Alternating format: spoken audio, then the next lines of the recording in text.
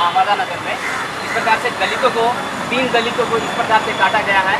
जैसे कि आपने देखा कि दिल्ली में जिस प्रकार सभी लोग एक स्त्री का बलात्कार होता है, पूरी दिल्ली जा जाती है, पूरे भारत जा जाता है, लेकिन अहमदा नगर में 40-20 काट कर रख दिया इस आदमी को। लेकिन आज तक कोई भारत में किसी के मन में ये भावना नहीं उत्पन्न हो पाई है कि हम इसके लिए भी कुछ एजुकेशन करें। लेकिन समाज में ऐसे लोग भी हैं जो अपने जाति के नाम पर, अपनी जाति के अहंकार के नाम पर किसी दूसरी जाति को दबाया जाता है। अहमदा नगर नहीं, हम बात करते हैं बिहार में भी ऐसी बहुत अवस्थाएं आपने देखा होगा कि बिहार के अभी पिछले महीने की बात है कि वहाँ पर एक दलित व्यक्ति जिसके बकरी जो है एक खेत में चला गया और उस दलित व्यक्ति को जिंदा जला दिया गया। क्या ये हमारा समाज है?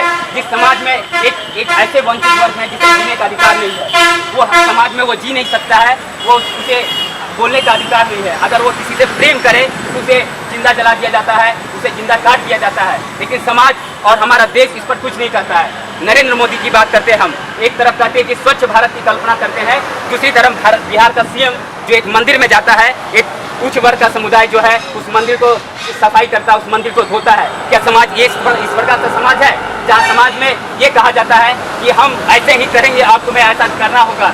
लेकिन हम इस समाज को बदलना होगा और बदलने के लिए हमें ये करना होगा कि हमें एकजुटता तैयार करनी होगी।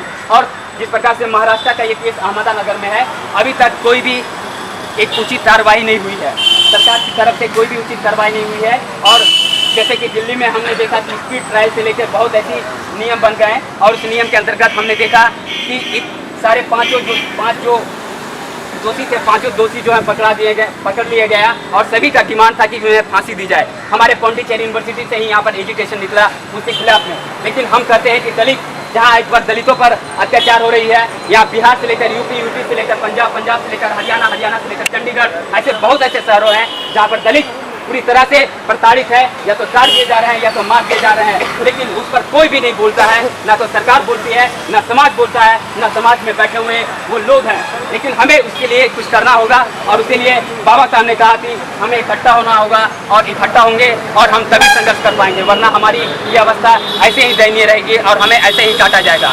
हमने देखा कि बिहार यूपी में जिस प्रकार से 2 स्त्रियों को बलात्कार किया गया और वहाँ पर सरकार ने जो अपना रवैया अपनाया वो आप भी वहाँ पर देख पाए हैं, जिस प्रकार से रवैया वहाँ पर अपनाया गया है। तो हम चाहते हैं कि समाज, हमारा सरकार जो है हम लोगों को, दलितों को भी अधिकार दे और उसे भी एक स्थान दिया जाए। ऐसा नहीं कि हमें जिस प्रकार से उस पर अत्याचार हो रही है, इस पर कोई भी सरकार और कोई भी समाज इस पर पूरी मुहैया उत्पन्न नहीं कर पा रही है।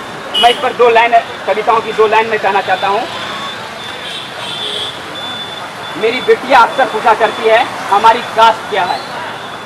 मैं इस प्रश्न पे उलझ जाता हूँ, चाहकर भी नहीं बता पाता हूँ। मैं सच कहने का ताकत रखता हूँ, फिर भी चुप हो जाता हूँ।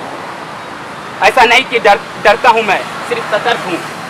मेरी ही तरह सतर्क रहते हैं कितने ही माता पिता। मैं जो जानते हैं जाति बताने पर त्याग दिए जाते हैं इंसान। नहीं मिलता उन्हें स्कूलों, कॉलेजों और दफ्तरों में सम्मान। नहीं समझा जाता उन्हें दोस्ती के लायक, नहीं समझा जाता उन्हें उच्च पदों के लायक। सदा ही समझा जाता है नीच, घृणित, लांछित।